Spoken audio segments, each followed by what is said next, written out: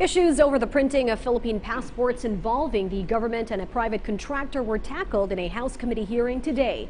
The proceedings were held even after Malacanang assured on the legality of the joint venture. Joanna Cruz reports.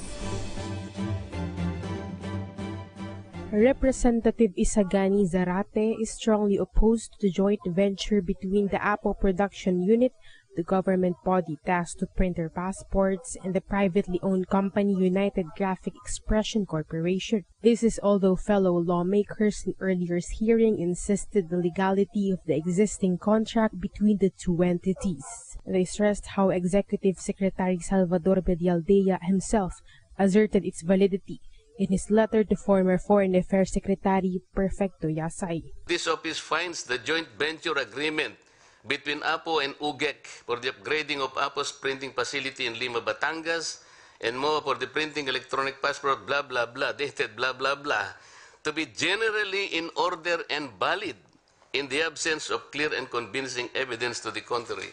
I do not understand why we are investigating a joint venture which had been found to be in order, to be regular. Several congressmen wanted the investigation terminated since only few days are left until they go on recess, but Zarate believes that the results of the inquiry will eventually guide them to form laws or policies that will safeguard the privacy of the data of Filipinos. Such legislation shall help in preventing similar incidents such as the so-dubbed Comelec. True, there is a NEDA guidelines, but that doesn't mean that these guidelines can be already considered as, pamantayan. No? That's precisely we are investigating, conducting an investigation in aid of legislation. The National Economic and Development Authority's guidelines on joint venture clearly states database infrastructure as one project qualified for public-private partnership.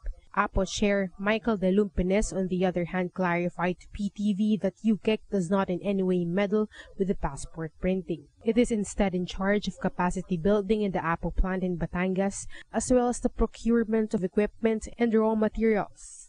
De Lumpines further emphasized that their employees have clearances from the National Intelligence Coordinating Agency. Meanwhile, Zarate insisted against government agencies tying up with the private sector in such kind of contract. The APO-UGEC joint venture was spilled after Foreign Affairs Secretary Teddy Boy Locsin Jr. publicized an alleged data breach in the Philippine passport. Locsin and other officials summoned to the hearing were a no-show. The investigation is set to resume after the elections. Joanna Cruz for The Nation. Beyond the headlines, It's news with a different perspective. before the day ends, For events that shape our views and impacts the world around us. we keep you up to speed. With Richmond Cruz and Charms Espina. PTV News Headlines, your comprehensive nightly news source, only here.